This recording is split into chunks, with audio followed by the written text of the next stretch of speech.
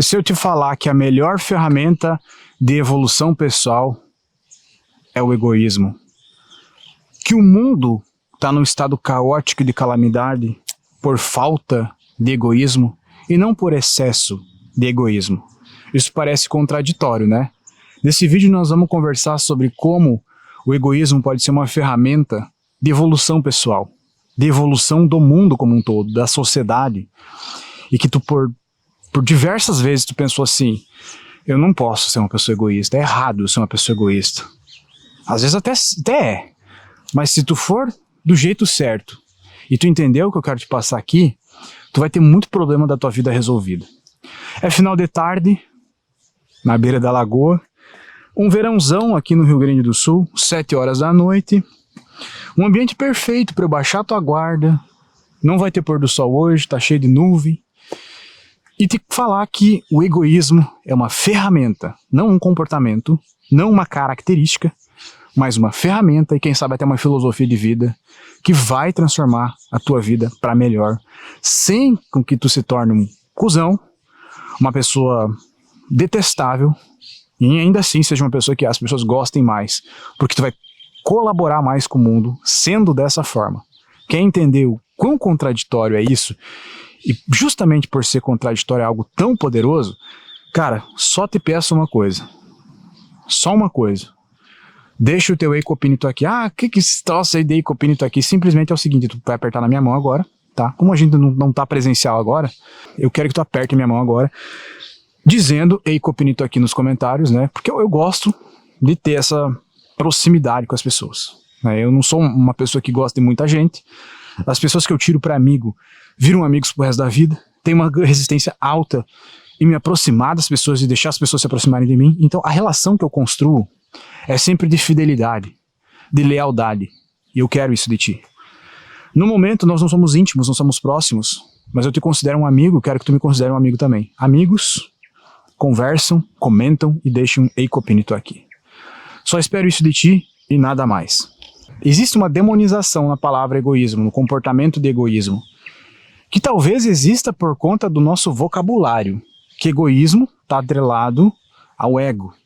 E o ego, não necessariamente aquele ego que eu falo sempre como sendo uma coisa ruim, mas o ego lá do Freud, né, que é o ego, que é a casca para o mundo.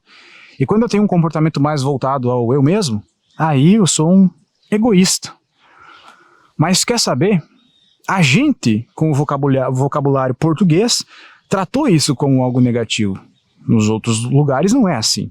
Nos outros lugares, a definição para um egoísmo negativo é o narcisismo. É aquilo que é quando tu só volta para si de uma forma negativa.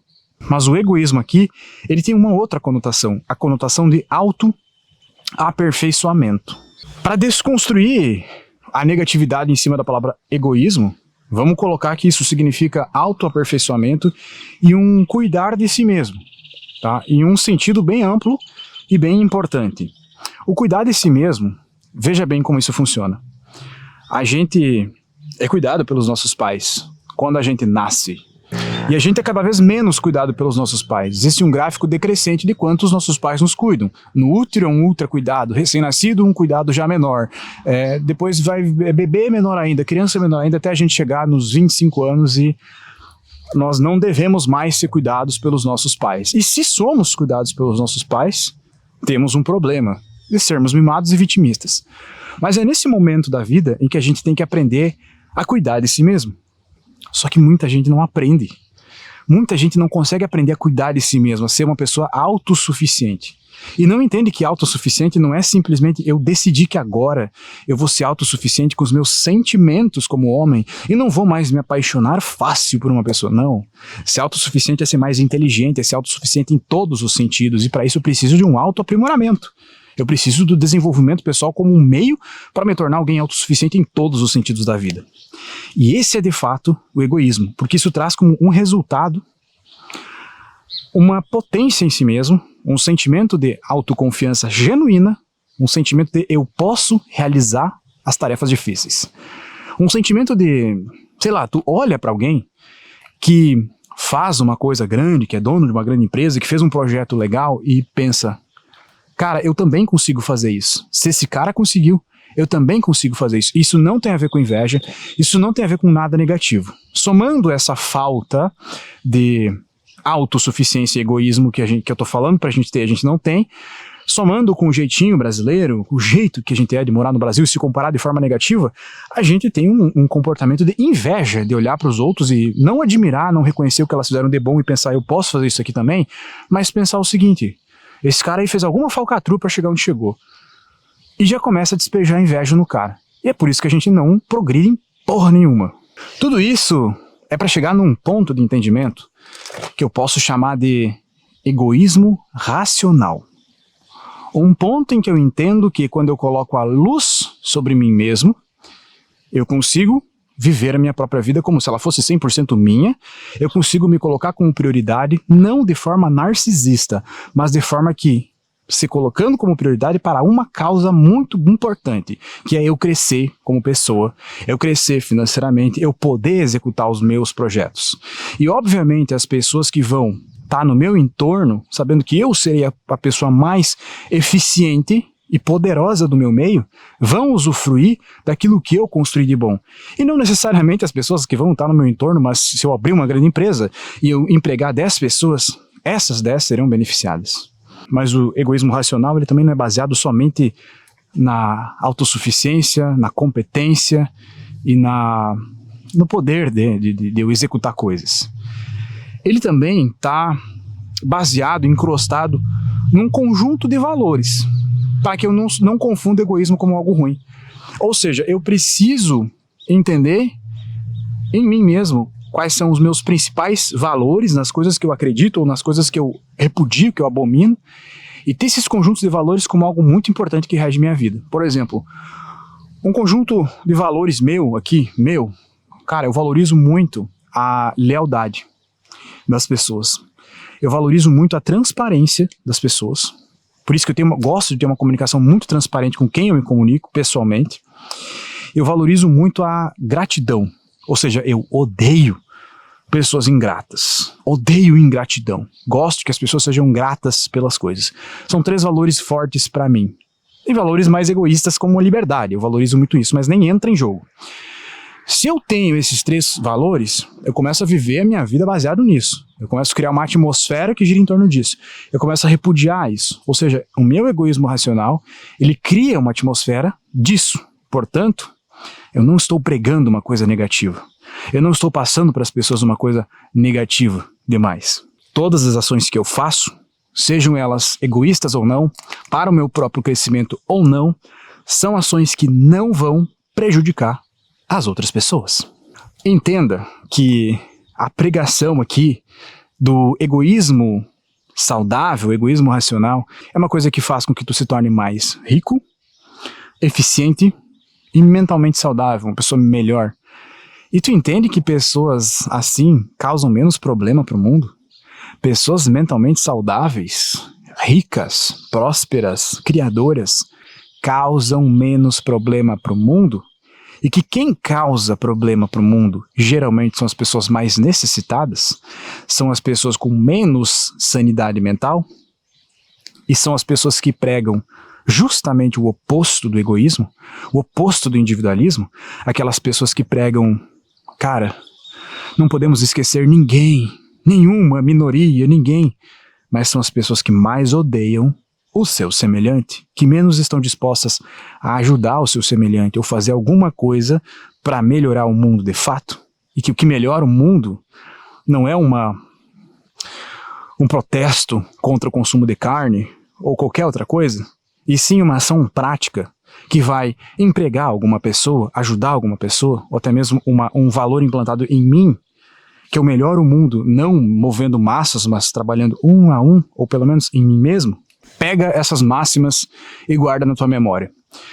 Se eu for mentalmente saudável, mais inteligente, mais competente, eu tenho mais valor para o mundo e eu dou menos problema para o mundo. Portanto, eu tenho mais capacidade de ajudar as pessoas. Se eu for mais rico, eu causo menos problema. E eu tenho mais capacidade de ajudar as outras pessoas quando necessário. Se eu for mais forte, inclusive fisicamente, eu sou mais capaz de ajudar as pessoas que eu estou apto a ajudar. Quem? Minha família. Quanto mais forte eu sou, mais eu consigo ajudar a minha família, mais eu consigo trabalhar. Então eu ser fraco não é uma coisa boa. Agora, eu gastar tempo na academia, por exemplo, para me tornar forte, eu me tornar com um corpo resistente, durar por mais tempo nesse planeta, que pode soar como um ato de egoísmo, eu vejo como egoísmo racional, porque dessa forma eu sou capaz de ajudar mais minha família. Eu sei que talvez esteja um pouco distante de tu entender exatamente aquilo que eu quero falar. E que talvez tu entenda ao longo das nossas conversas diárias, ao longo do ano ou dos anos, mas eu ainda vou continuar falando e te trazer alguns exemplos. Um personagem que tem um bom exemplo de egoísmo racional talvez seja Harvey Specter, da série Suits, tá? Por quê? No começo da série, ele se mostra como um ser egoísta, totalmente focado no trabalho, e que tem uma casca, e que as pessoas julgam: Harvey, por que você é assim? Tão fechado, egoísta, só foca na sua vitória, etc. Mas no decorrer da série, para quem viu a série até o final, né, dá para entender muito bem que que vai lapidando um ponto mais humano nele, e que ele é uma pessoa boa, e que ele ajuda muitas pessoas, e que ele tem um bom coração. Só não mostra. E que ele só consegue ajudar porque ele é muito foda, porque ele é muito bom e tem muito dinheiro. Então é mais ou menos assim que eu penso. Mais ou menos assim que o egoísmo racional ele funciona. É claro que é um exemplo muito extremo, mas vamos falar num exemplo melhor agora. Os países escandinavos, como Noruega, Suécia, Finlândia e Dinamarca, têm mais ou menos uma cultura voltada para esse lado, tá? Embora muito sutil, dá para pegar como exemplo, que tem uma cultura muito voltada à autopreservação. Faz parte da cultura desses caras a autopreservação, de focar muito em si, apesar dos pesares, de ser ser várias nações com impostos muito altos, mas um país que funciona, impostos que voltam para as pessoas. Existe uma cultura muito grande das pessoas conseguirem se preservar, de preservar sua mente, seu corpo, né? É estimulado isso como se fosse o jeitinho norueguês, né? Comparado ao jeitinho brasileiro, é de autopreservação, é desse egoísmo racional saudável. Até mesmo nesses países, tem um termo que eles usam que é o janteloven, né? Ou eu não sei a tradução disso, mas janteloven é um termo que se criou dentro de uma obra fictícia de uns anos atrás, que meio que criticou o senso de comunidade desses países e voltou mais ao senso de indivíduo. E foi isso que fez esses países estimularem cada vez mais a cultura da autopreservação, do egoísmo individual, do focar no indivíduo, no egoísmo saudável, e não é à toa que são os países mais desenvolvidos do mundo, com a maior qualidade de vida do mundo. Isso se aplicaria em todos os países? Obviamente que não, porque tem muito a ver com o clima também. Mas talvez seja um exemplo para a gente levar em conta, né? Para nós, principalmente no Brasil, que vive em briga, que vive em loucura e que é banhado por filosofias que não vão levar a lugar nenhum, né? E quem vê de dentro pensa: eu vou lutar por essa causa. Quem vê de fora já entende: cara, é mais uma coisa para eu me distrair, para eu não focar no indivíduo, que é a única coisa que eu tenho um pouco de controle para poder me melhorar.